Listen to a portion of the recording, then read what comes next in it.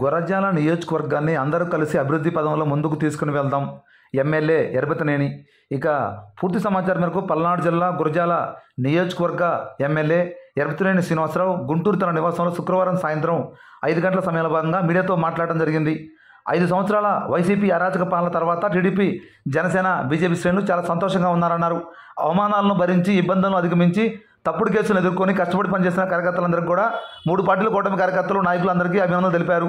ఇప్పుడు మనం అధికారంలోకి వచ్చాం, ప్రజలు వన్ సైడ్గా తీర్పిచ్చారు, బాధ్యతలు పెరిగాయి, ప్రజలు మనపై ఉంచిన నమ్మకాన్ని మనం బాధ్యతగా అందరూ కూడా కలిసికట్టుగా అభివృద్ధి వైపు గురజాల నియోజకవర్గాన్ని తీసుకుని వెళ్దామన్నారు.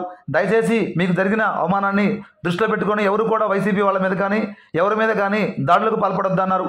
ఎవరు కూడా ఇతరుల వ్యాపారాల్లో జోక్యం చేసుకోవద్దన్నారు.